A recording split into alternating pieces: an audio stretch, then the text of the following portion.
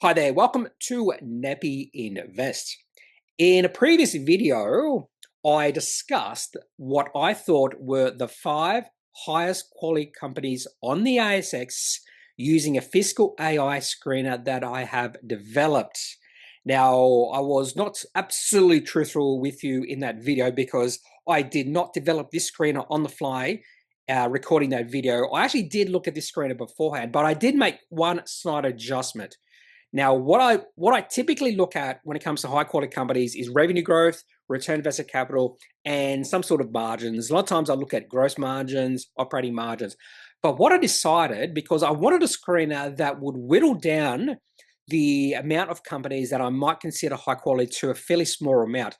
And this particular screener that I did use, looking at return on invested capital, revenue, operating margin, 5-year average above 10% for all three, plus market cap above $100 million, it whittled down the group of companies that satisfy all these metrics to only 22.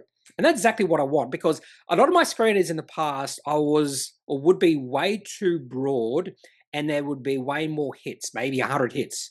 And the whole reason I did that is I didn't want to eliminate any company that I might thought was high quality. I didn't want to do that. I didn't want to eliminate any company that I might think is high quality. But as I ran this particular screener in that video, I just loved what I got. I just loved what I got. It's exactly what I would think is high quality companies, with some exceptions here. Now, I do think there are some companies that have been excluded. For instance, ResMed. ResMed is not in this list. Fun enough, I did run this screener for the New York Stock Exchange, and ResMed popped up there. So I'm not sure why it's not popping up here, but popping up in the New York Stock Exchange. And there might be a few companies at the bottom of the list, because this is ranked by market cap, that I would probably argue maybe they don't belong just yet in this list. But anyway, 22 companies on the ASX satisfy this particular screener. And at the top of the list are the 5 companies that I would consider the highest quality on the ASX: CSL, WiseTech, Pro Medicus, REA Group, and Technology One. But as I went further down the list, I was really happy with all the other companies that satisfy this list. For instance, Breville Group, another company I own in my high quality portfolio. Now, coming in at number 7, we have Codan, which I would not have thought would pop up on this list. So maybe I have to rethink my thoughts on Codan. That's actually one of the things that could benefit from doing this sort of screener, is you might be able to do a little bit more research on a company and then maybe change your opinion. But then below Codan, we have Lavisa, Objective Corp, Supply Network, Nick Scali, PWR Holdings, and I own all those in my high quality portfolio. So maybe there is a bit of confirmation bias developing this, but it sort of makes sense. These are sort of metrics I would look at in determining whether a company is high quality or not. Yeah, that's it. So I'm not sure if you can say that's confirmation bias, but it's really worked. Jumbo Interactive comes in at just behind PWR Holdings. So that's another company where I would have struggled in the past to call high quality. So maybe I have to rethink Jumbo Interactive. We also have Universal Store Holdings. I probably would, yeah, I've looked at a company in the past, and I probably would be borderline calling that high quality company. Then we have Clinuvel. I do own Clinuvel, but the problem with Clinuvel, it's just a one product company, and it needs to diversify a little bit more, but I'm happy to be holding that. Then we have Kelly Partners. And I have really poo-pooed Kelly Partners in the past, and I've always thought, wow, it's way too overvalued. In fact, it might have a P ratio more like 40 now. Let's have a look. 122.9 according to Fiscal AI. I thought it might have been lower, but I did actually see an international article written about Kelly Partners and tried to compare Kelly Partners to Constellation Software, which comes out of Canada. And I thought that was a bit of a wild reach, but that could be the reason why Kelly Partners' valuation is so high, because there's a few international investors who like the company and try and compare it to Constellation Software. And what Constellation Software does is they acquire new businesses. And that's exactly what Kelly Partners does. But completely different companies, in my opinion, because Kelly Partners is accounting. Constellation Software is just about software. Then after Kelly Partners, we have Cogstate, which is a company I'm trading right now. Lycopodium, I would struggle to call that high quality. Adairs, again, premium, definitely struggle to call that high quality. Solva, haven't really looked at Solva, but I am trading it right now. And then XRF Scientific. and I did own XRF Scientific for a while, and then I sold. And if it is high quality, that was probably a mistake. Yeah, that was probably a mistake. So those are the 22 companies that satisfy this particular filter. And what I'm going to do is give this a name. And since we have 10% for all three metrics apart from market cap, I might call this the rule of 10, Kneppy's high quality screener. Why not? I've got down here rule of 10 high quality. So yeah, that's good enough. Rule of 10 high quality screener. Okay, what I'm going to do now, because I've gone through the ASX companies, what I'm going to do now is I'm going to just slightly adjust some of these filters. So for instance, I'm going to push down return invested capital 5-year average to, we'll go to 0. No, actually we'll go to 9, just to see if there's any companies that are very close to getting onto the list just by the return invested capital criteria. So let's run this, see how many results go up. So we go up by 3. So which 3 companies are these? Okay, so in fact, what I'm going to do is just click on return invested capital, and we can see which 3 companies just missed. And those 3 companies are SGH, so that used to be 7 Group, IPH, which actually I'm trading now, and also Car Group. And I can definitely consider myself calling Car Group high quality. And it just missed because return invested capital 5-year average is 9.8.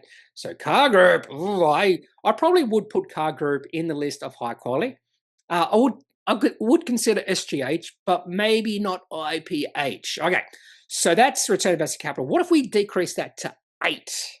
Oh, now we go up from 25 to 29. And the companies that just missed this time around, Generation Development Group, Emotive, nah. Reliance Worldwide, nah.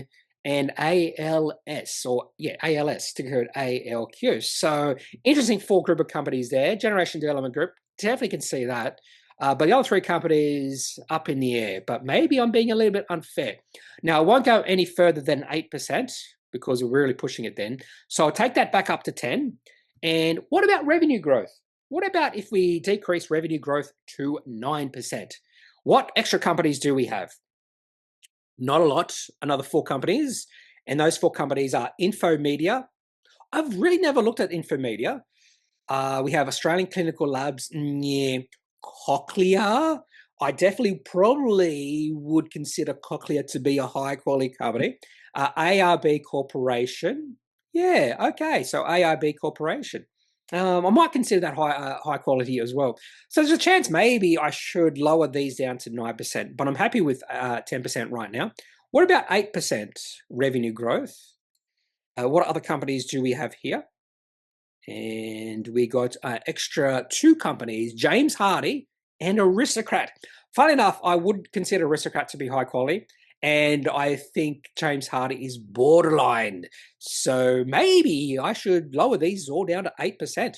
Okay, so what we'll do is we'll lift revenue to 10%, and then we'll lower operating margins down to 8%. Let's do that. And we'll run the screener.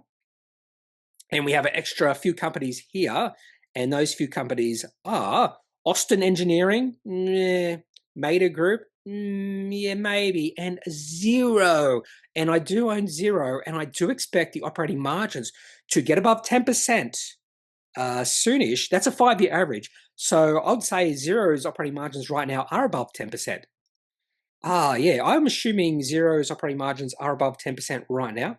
Yeah, in fact, they're 17.2%. So Xero will be joining this list very soon as they get their operating margins above 10% per year.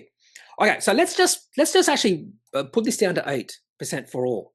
And let's just see what extra companies join this list. So it should be quite a few. Yeah, 43. So we've almost doubled. We've almost doubled. And we've included Wesfarmers. There you go.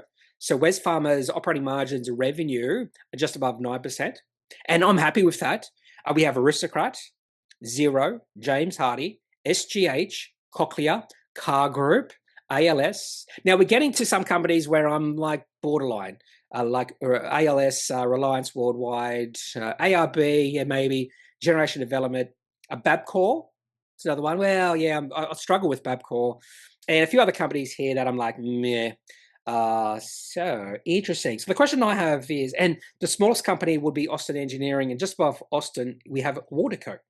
I am going to keep it at 10, but I'm always willing to just change it. You notice that Saul Pattinson is not on this list, and I think that's because would Saul Pattinson be considered capital markets? Maybe.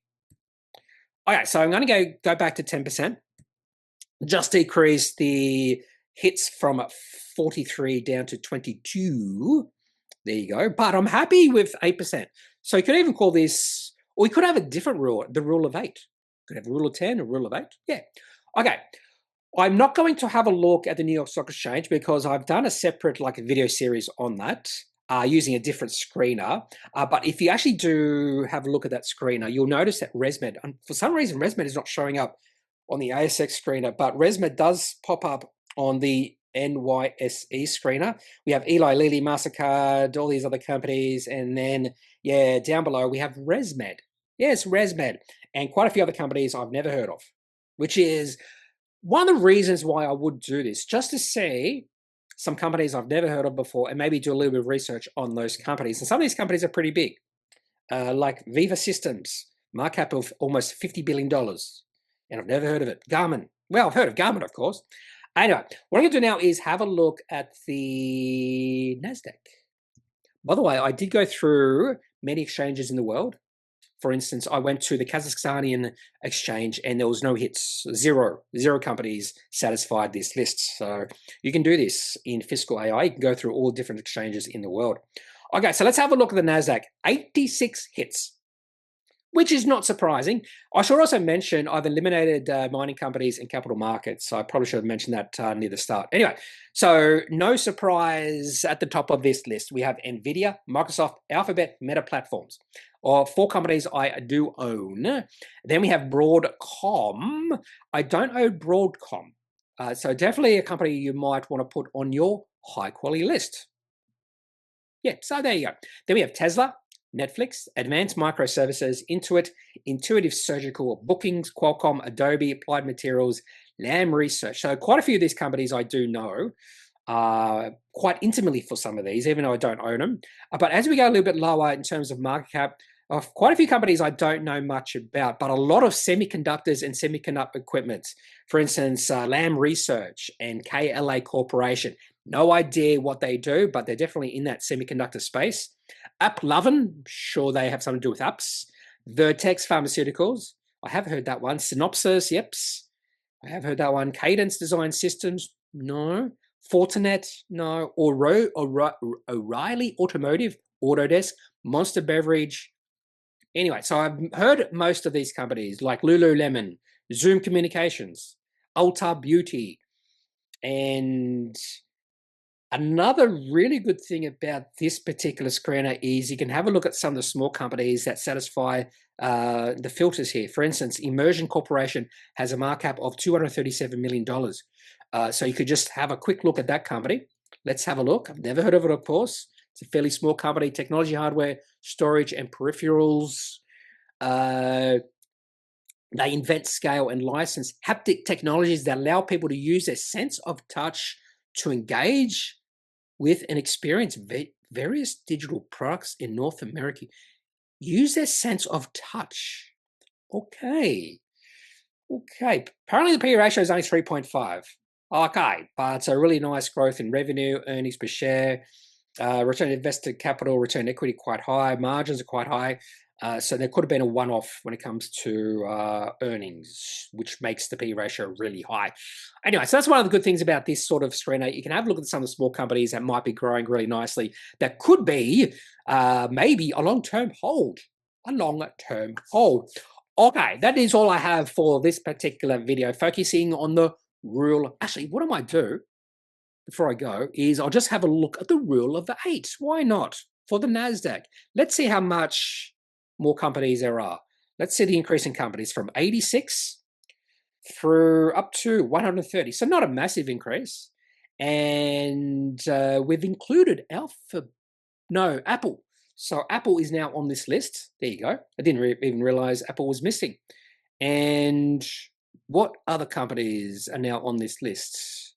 And it looks like most of them are smaller, like Ross Stores and IDEX Laboratories, who have a revenue of 9.9%. So just missed it. There you go.